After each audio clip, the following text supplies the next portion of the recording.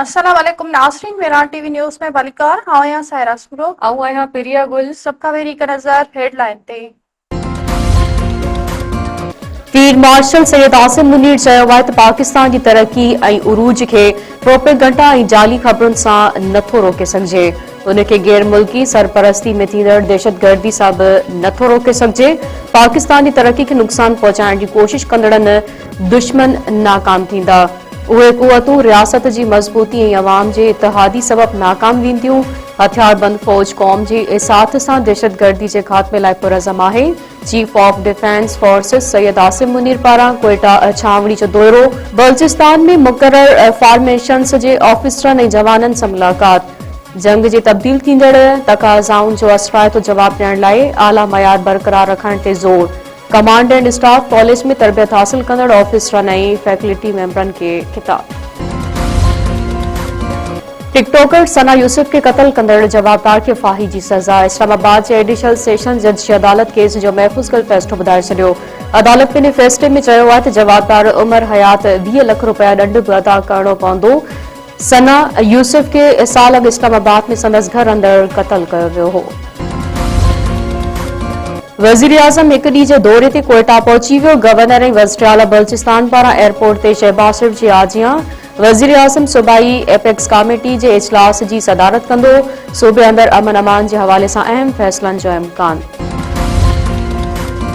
अमरीकी सदर Donald Trump चयो आहे त कतर, यूएई ऐं सऊदी अरब जे दरख़्वास्त ते ईरान मथां अॼु हमलो न कंदासीं।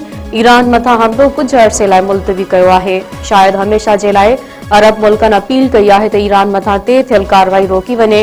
पंहिंजे बयान में सदर ट्रम्प चयो आहे त हिन वक़्तु अहम सिफ़ारतकारी जारी आहे। मुआहिदो न थियो त फ़ौज खे हमले लाइ तयार रहण जो हुकुम ॾिनो आहे।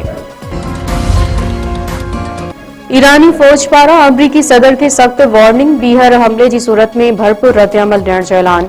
ईरानी फ़ौज चयो आहे त अमरीकी हमले ते जवाबी कार्रवाई लाइ मुकमल तयार आहियूं। अमरीका हमले जी डेड लाइन ॾिनी ऐं पोइ पाण ई मुलतवी कई। हथियार फिटा करण जो तसवर ख़याली आहे। ईरानी सदर मसूद पज़ेश्कियान चयो आहे त ॻाल्हियुनि जो मतिलबु इहो नाहे त ईरान हथियार फिटा कंदो। ईरान हमेशा वक़ार, ख़ुदि मुख़्तियारी ऐं क़ौमी हक़नि जे तहफ़ुज़ सां ॻाल्हियुनि में शामिल रहियो आहे। कंहिं बि हालत में अवामी मुल्क जे जाइज़ हक़नि खां पोइ ते न हटंदासीं। सिंध हुकूमत पारां लतीफ़ाबाद खां हैदर चौक ताईं पीपुल्स बस सर्विस जल्द शुरू करण जो ऐलान। सीनियर वज़ीर शर्जिल मेमण चयो आहे त लतीफ़ाबाद खां हैदर चौक ताईं पीपुल्स बस जल्द हलाई वेंदी। सखर खां शिकारपुर, खैरपुर खां रोड़ी ऐं खैरपुर खां राणीपुर ताईं पीपुल्स बस सर्विस जा रूट शामिल कया विया आहिनि। असांजी कोशिश आहे त हर रूट ते पीपुल्स बस सर्विस शुरू कई वञे। सिंध असेंबली में खिताब कंदे शर्जिल मेमण वधीक चयो आहे त 22 मई ते शाहराह भुट्टो जो इफ़्तिताह थींदो। सिंध हुकूमत डबल डेकर समेत नयूं बसूं ख़रीद करे रही आहे। पब्लिक ट्रांसपोर्ट सां रोडनि ते ट्रैफ़िक जो दबाव घटिबो। इलेक्ट्रिक गाॾियूं अचण बाद गदलाण खे घटाए सघंदासीं।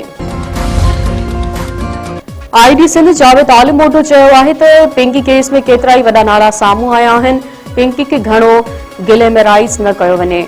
मथस फिल्म ठही वेंदी। पिंकी कराची में घटि ऐं लाहौर में घणो रही आहे। कराची में प्रेस कॉन्फ्रेंस कंदे आईडी सिंध चयो आहे त मंशियात ख़िलाफ़ कोशिशूं करण हर शहरी जो कमु आहे। शहरियुनि खे शाहिदी ॾियण लाइ कोर्ट अचणु घुर्जे। टास्क फोर्स ठाहे रहिया आहियूं, शहरी उन खे मालूमात फ़राहम कनि। जतोई भाइरनि ख़िलाफ़ बिलावल ज़रदारी क़त्ल। लंजार हाउस साड़ण वारे केस जी ॿुधणी 11 जून ताईं मुलतवी। नेशनल पीपल्स पार्टी जो सरबराह गुलाम मुर्तज़ा जतोई ऐं संदसि भाउ मसरूर जतोई नुसरत फ़िरोज़ जी दहशतगर्दी जे ख़ात्मे वारी अदालत में पेश। अदालत जो जज मुक़रर न हुजण करे केसनि जी ॿुधणी 11 जून ताईं मुलतवी। गुलाम मुर्तज़ा जतोई ॻाल्हाईंदे चयो आहे त मुंहिंजी जंग इक़्तिदार जी न पर नज़रियाती आहे। चाहियां थो त सिंध जो निज़ाम दुरुस्त थिए। जेसिताईं माफ़िया मां जान नथी छुटे तेसिताईं किरदार अदा कंदो रहंदसि। रेड़की दरबार जो गादी नशीन साईं साधराम ध्यान करे वियो। हिंदू बिरादरी जे रूहानी पेशवा साधराम सिंगापुर में इलाज दौरान दमधणी हवाले कयो। घोड़की में प्रमाथलो, डहरकी, ओबाबड़ो ऐं ॿियनि शहरनि में हिंदू बिरादरी पारां सोग में कारोबार बंदि। सिंध जे मुख़्तलिफ़ इलाइक़नि मां हिंदू बिरादरी जा माण्हू रेहड़की दरबार पहुचण शुरू। साईं साधराम जो मढ़ सिंगापुर खां रेहड़की दरबार आंदो वियो। बिल्कुल ख़ास वेझो पलाद में अगवा थियल 3 नींगरियूं राडूणी कोशिशनि सां बाज़ियाब पुलिस आसिया रेहाना ऐं नासिया मंगलहार के ॻोठ बाज़मरी मां बाज़ियाब कराए वरितो। सिविल अस्पताल में मेडिकल चेकअप बाद नारियूं वुमेन पुलिस हवाले। न्याणियुनि खे अदालत में पेश करे ॾींदो। 3 ॾींहं अॻु जवाबदारनि ॻोठ अबूबकर झोणेजो में घरनि ते हमिलो करे औरतुनि ऐं ॿारनि मथां तशदुद बाद 3 नींगरियुनि खे अगवा कयो हो। 8 सुञातल ऐं 11 अणसुञातल जवाबदारनि मथां दहशतगर्दी जे कलमनि हेठि केस दाख़िल। घोटकी भरिसां मुबैना जिंसी ज़्यादती जो निशानो बणियल नारी वारे मामले जो केस दाख़िल। आईजी आदलपुर थाणे ते नारी जे पीउ गुलाम शब्बीर चाचड़ जे फरियाद ते केस दाख़िल कयो वियो।